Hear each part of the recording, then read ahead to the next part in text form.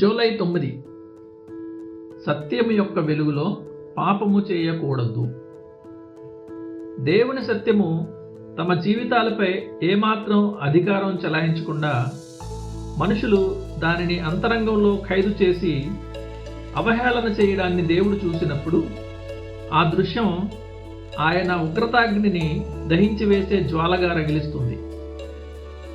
నువ్వు గనక అపవాదికి అనగా సాతానుకు బానిసవై ఉంటే వాడు ఆ బానిసత్వపు గొలుసును నీ తలకు వేశాడా లేక కాళ్లకు బిగించాడా అనేది ముఖ్యం కాదు. వాడు నిన్ను నీ తల ద్వారా అంటే దేవదూషణ వంటి తప్పుడు ఆలోచనల ద్వారా తన వశం చేసుకున్నట్లే నీ పాదాల ద్వారా అంటే నీ పాపక్రియల ద్వారా కూడా అంతే నిశ్చయంగా తన గుప్పిట్లో ఉంచుకుంటాడు. క్రైస్తవుడా, నీకు సత్యం తెలిసి ఉండి కూడా నువ్వు దుర్మార్గంగా ప్రవర్తిస్తున్నావు గనక నీ పాపం మరింత ఘోరమైనది. అనేక మంది మనుషులు సరైన వివేచన లేని పొరపాట్ల వల్ల లేదా తప్పుడు తీర్పుల వల్ల అపవిత్రతలోకి జారిపోతారు. కానీ నీ వివేచన నీకు మరొక పరిశుద్ధమైన మార్గాన్ని స్పష్టంగా చూపిస్తోంది.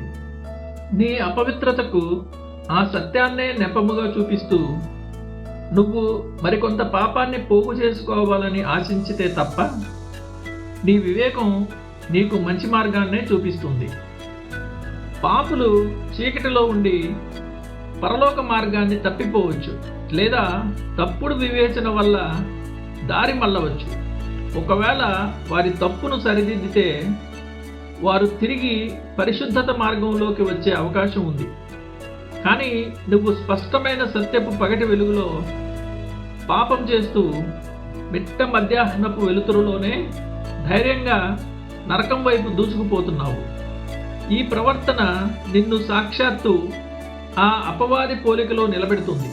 ఎందుకంటే వాడు కూడా ఏ దేవదూతకైనా తెలిసినట్లుగా సత్యాసత్యాల తేడాను బాగా ఎరిగినవాడే.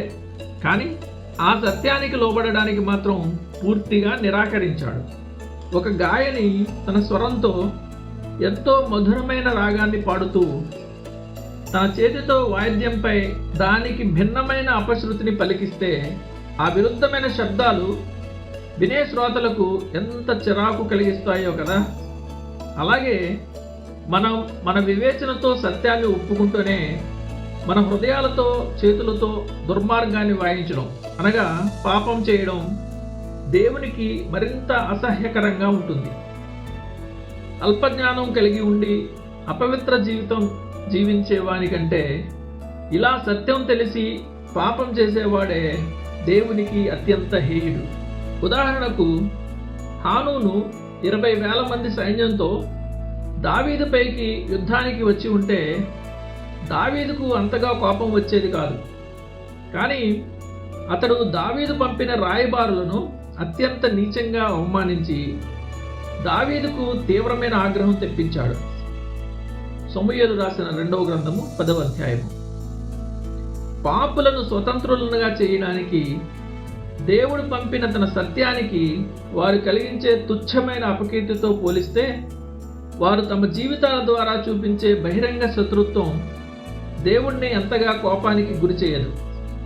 దేవుని సత్యము తమ జీవితాలపై ఏమాత్రం అధికారం చెలాయించకుండా మనుషులు దానిని అంతరంగంలో ఖైదు చేసి అవహేళన చేయడాన్ని దేవుడు చూసినప్పుడు ఆ దృశ్యం ఆయన ఉగ్రతాగ్నిని దహించి వేసే జ్వాలగా రగిలిస్తుంది.